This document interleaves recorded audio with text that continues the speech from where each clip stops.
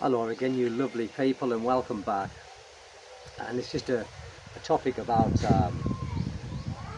buying here, buying here, guys. If you're not prepared to lose it, or you even can't afford to lose it, then a simple word of advice is just don't buy. Only if you've been with the girl, your wife, girlfriend, for a long time, and you've got that trust between each other. Because all too often, we hear stories of many people breaking up and people keeping the house, the Filipina keeping the house. And to be honest, there's not really much that we can do without it costing more money.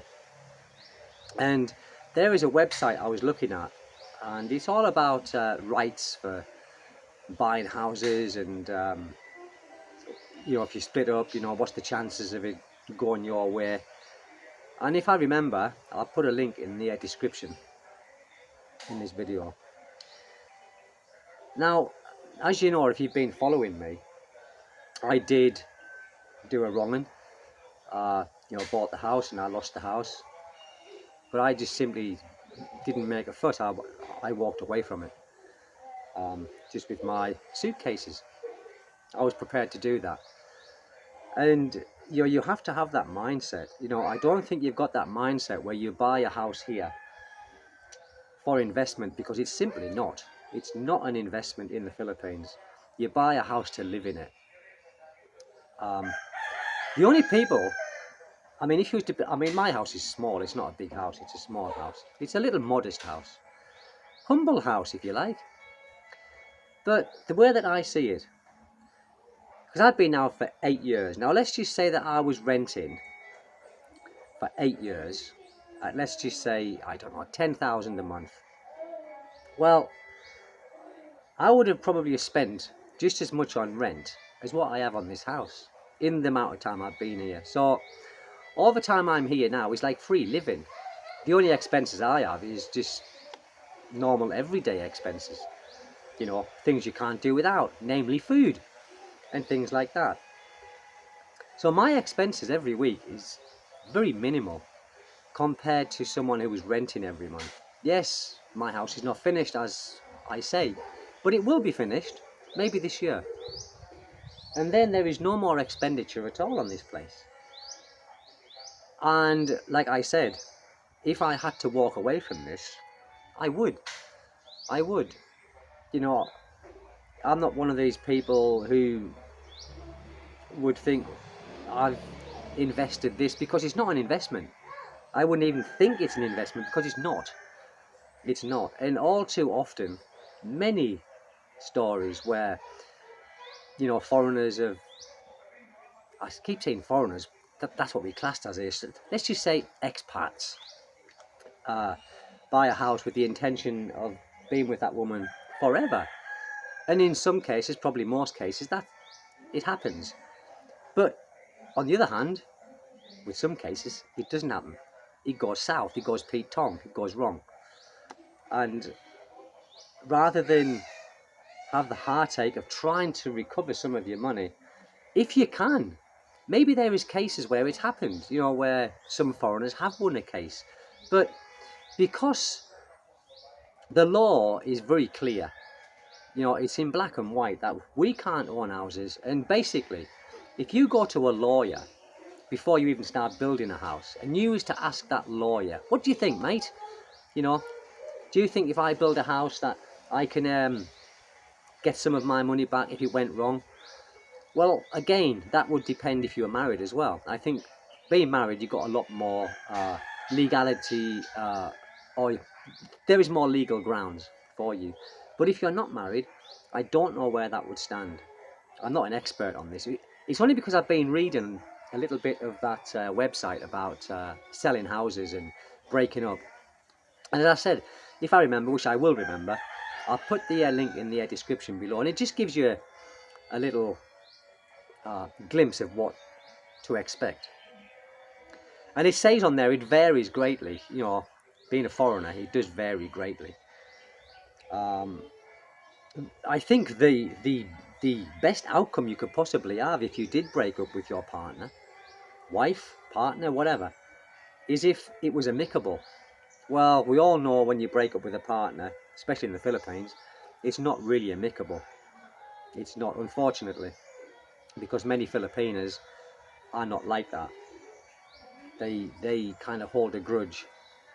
So the chances of it being amicable and it being divided, I think, is very slim. And I think the more you pester them for it, the more they will probably dig their heels in, because they are very proud people. In that way, they're not proud in asking you for money. They're certainly not proud for that, through my own experience. But so buying houses is totally up to you, you know. But just be prepared that it could be, you know, you might have to walk away from it. And if you can't afford it, don't do it. And if you aren't prepared to lose the capital that you've invested or that you've spent, yeah, well, you have invested it, but it's not an investment. Then again, don't do it. It's safer to rent. Yes, it is safer to rent, and many of you will say, I will only rent, like, for yourselves. Again, it's individuals. I hate renting. I also hate losing money, you know, like I did with the first time round. But I did, and I simply walked away. But I think that I did the right thing. I simply walked away from it. He's my little boy. Come and sit with Daddy. Come and sit with Daddy. I'm talking to the people on here. Say hello, everybody. Hello. He's very shy. Sometimes he's very shy. But so, for me, this is the reason why I did it, is because if the worst case did happen and we split up or something like that, at least my son will have something. I'm probably one of the unselfish people that you would ever meet if you did meet me, because I always think of others. I always have done all my life. My father said to me, he says, son, you'll never be rich. And I thought, why do you say that for? And he says, because you always spend money on other people. You always think of other people before yourself. That's a trait of mine. As much as I've tried to... Are you smiling at the people? Are you smiling? Oh, look. At least he didn't start on the bat at the very beginning. I'm nearly finished now, so just bear with it for another minute. So I'm simply not selfish. I always put other people before me. Or not before me, but I think of other people. I'm not one of these people who think, well, if I got some money, I want to hold on to it for myself.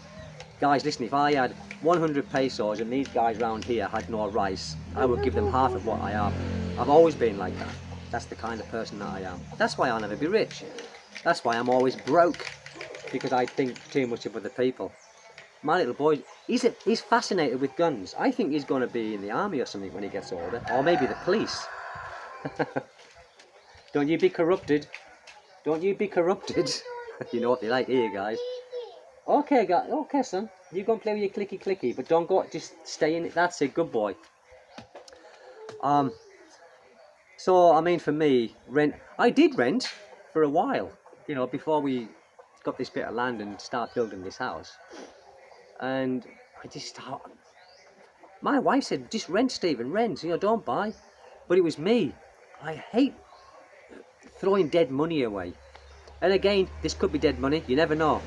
I don't think it ever will be, but for me it could be dead money. But as far as I'm concerned, it won't be dead money, because my son will benefit somewhere down the line. And that's what it's all about. You know, being selfish is never a good trait. And also, breaking up of relationships when you have spent money on the house, well, that's up to you guys. But me, simply, rather than put myself through any more heartache and pain, and the possibility, that high possibility, of losing more money when you go to court and you try and make a case. And like I said, you got to bear in mind, the courts is not for us. It's not for us. Yes, in some cases there could have been happy endings where the judges made them sell the house, but I've never heard of a case. Agreed, I haven't searched too much about it, but I've never heard of any good stories here. And generally when you split up, it's not going to be amicable. So for me, which I did, I would simply walk away. But we aren't all the same, and that's what makes the world interesting, I suppose. We aren't all the same. Variety is the spice of life, and it makes the world go around. If it was all the same people, we would be a very, very boring world to live in, wouldn't it? It would be a terrible world. And life isn't always fair, no matter where you are. But when it comes to money, life is more unfair than what you can imagine when you're trying to get money out of somebody or something over what you've done. If you can swallow it, yes, and I know a lot of people spend their savings on but then we know when we do these things, we know no matter what they say, I will be with you forever, we will die together. Nobody knows that. Nobody knows that. So you've got to take that with a pinch of salt and think, well, yes, I'll build the house, or I'll do this and I'll do that, but if it breaks down, then I've got to move on. And they can make our lives very difficult here, regardless of visa type, regardless. There was a vlogger, can't remember his name, but they split up, and he went to leave, and I think he was blacklisted through what his wife was, she went to the police and the immigration. He was an expat, he was an American, she's Filipino obviously, and she made a case against him, and now he's blacklisted. It's as easy as that. It's as easy as that. And even if someone makes an allegation against you here, there's a guy that I know, he's still in prison now. His case is almost finished. I don't know what the end result is, but because his ex-disgruntled partner made an allegation against him, he was arrested, taken to the police station, and he's been in prison now for almost 3 years while this case has been going on. And she wanted a 3 million settlement to drop the case, and he wouldn't pay it because he said, I haven't done anything wrong. So he sacrificed 3 years of his life in prison because of his disgruntled partner. She made up an allegation against him, which he said wasn't true. I don't know. But anyway, is it worth it? It's simply not. It's simply not. I like my freedom too much to get involved in any kind of commotion in this country or in my own country, in any country. So me, rather than cause a commotion or cause any more upset, I would rather just pack my things and just go to a different province, or some people say a different island. But that's just me. That's only me. And everyone's not me. I get that. Everyone's not me.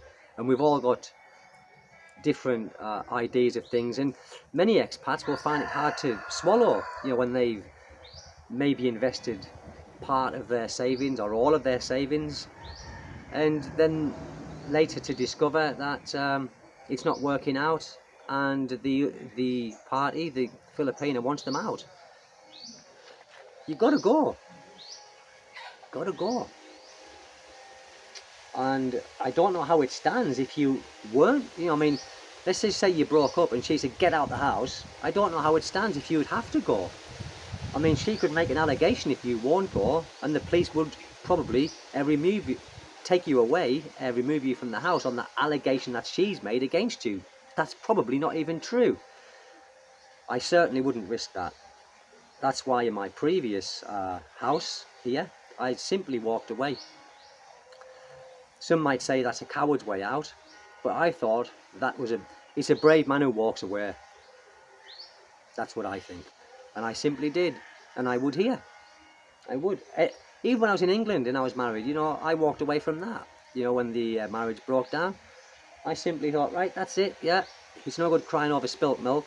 Yeah, there's a lot of memories in the house, but there was a heck of a lot of bad memories in the house as well. Because at the end of the relationship, it started turning sour. And there was no love in the house. There wasn't even any caring. So I thought, sod this. I was 36 then. I'm not wasting any of my life here. I'm not staying here just for security or just because this house. No, I left. But that house that I left, my 2 sons in England, they grew up in that house. And that house is still there today. saw it wasn't a waste. You know, they grew up in that house, and that house will be part of their inheritance, I expect, unless my wife sells it. Don't know, ex-wife. But that was a stipulation when I got divorced, that she would never sell the house until the boys had left the education system, which they have now. They're both working, and so now she can do what she wants with it. But money's never been anything that I would cry over. Guys, you know, money, you've either got it or you haven't. You've either got money or you haven't. Either way, it's better to have it. But either way, life is life, and life changes at the blink of an eye, in any description, in any way, shape or form. But anyway, that being said, guys, I've got to go back to work. A little bit of money, talk about money, got to earn a little bit, you know, put some food on the table. Anyway, guys, if you like the video, please like, share, subscribe, and always thank you for dropping by and listening to me talking. Have a great day wherever you are. I'm leaning over to turn the video off. Thank you, guys. God bless you. Bye bye.